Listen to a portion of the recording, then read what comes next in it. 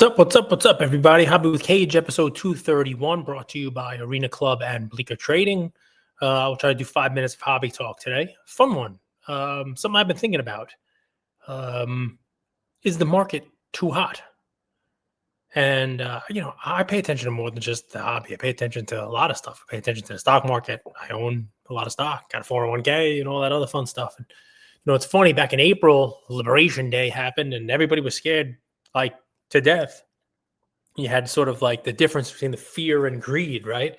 It's an old Buffett line, or who the hell knows if it was Buffett or somebody else who said, be fearful when others are greedy, and greedy when others are fearful. And, when the market was all up in arms about tariffs and whatnot, that was the time to get in after everybody was dumping. Sort of reminds me of what I did wrong, in 2022 and early 2023, selling cards when everybody was selling. It's like, the market is. But if you would have bought some cards in 2023 and even early 2024, man, it's been a hell of a turnaround. Same thing. If you were buying stock after that crazy dip in the first week of April, I happen to buy some Nvidia, it has flown, right? And the same thing it can be said about the hobby. A lot of cards are making new highs. A lot of cards are selling for a lot more. And, in some pockets, you can understand it, right? I mean, we talked about soccer, the impetus for that, right? You had this Club World Cup. You got the World Cup coming up. You got all kinds of, of stuff that's there. I'm not exactly sure what Michael Jordan's doing these days to make his prices go crazy. Not exactly sure what Kobe Bryant's doing these days to make his prices go crazy, but, it's just a conversation for another day. But does there get a point in time where the fear has turned into greed and you have to start being fearful because everybody else is being greedy? It's usually a good indicator, right? Somebody told me once the time to sell Bitcoin was when their, Uncle Al mentioned it to him at the dinner table, and the dentist he went to get a cleaning was like, hey, what do you think about this Bitcoin? And, if everybody's in it, if everybody's buying it, that's usually the time where you see something go down. And, Marky Mark, I don't know if the Funky Bunch is buying cards yet, but Marky Mark's buying cards and Dana White's buying cards. And I can tell you from personal experience, Dana White didn't always like cards. I used to own his 2009 Topps Series 1 first ever Topps card, red 1 of 1. Me and the UFC card father, we split it. We owned half each. And I had it in my possession once, and I saw, Dana White. I went to a filming of a TV show, and I had it with me, and I asked his handlers, hey, does he want to see it, hold it, take a picture? And no. But now he's got a wall of cards. Everybody's got cards, Livy Dunn's buying Paul Skeens cards, and Victor Wembanyama's buying cards. And if you look at Fanatics Fest, just everybody wants cards.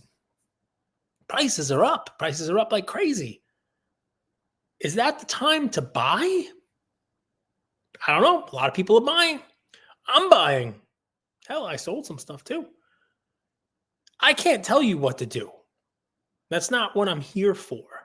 But what I can tell you is, it would be fair for you to question whether the market is getting too hot, whether or not some of the cards that you wanted to buy have run. We've seen soccer explode before and come back down to earth.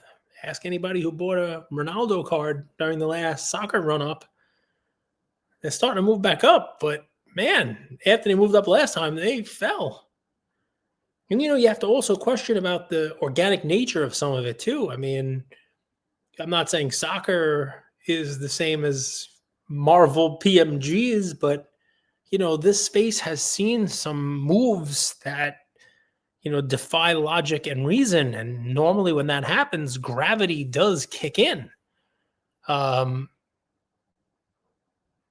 sold one card, right? I don't really sell too much stuff, but it's definitely something I'm thinking about, But the question then becomes, if you sell, what are you putting it in?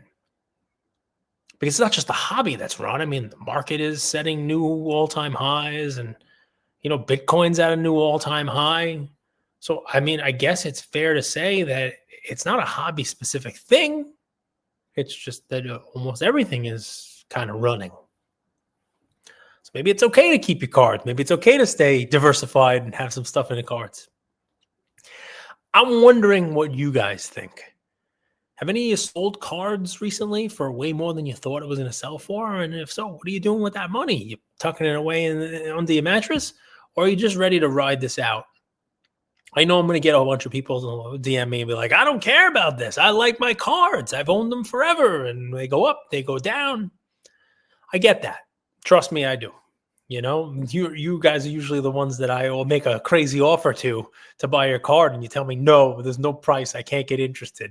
And I'm like, I'm giving you thousands of reasons to get interested, and you're not interested. All right, well, I get it, and I envy you because the day-to-day price fluctuations don't really matter. But it is definitely something that's on my mind and something I think should be on yours. If you are, somebody who bought cards hoping they would go up, now might be that time to cash in. And if you're on the sidelines thinking about buying a card now, your emotion is saying, wow, I got to get that card. I don't know. You might be buying at a top. Then again, you might not be. What the hell do I know? And that's 6 minutes. That should have been 5. And I'll talk to you guys soon. Well, maybe tomorrow. Probably tomorrow. Definitely tomorrow. That's another episode brought to you by Arena Club and Bleaker Trading. Talk to you guys soon.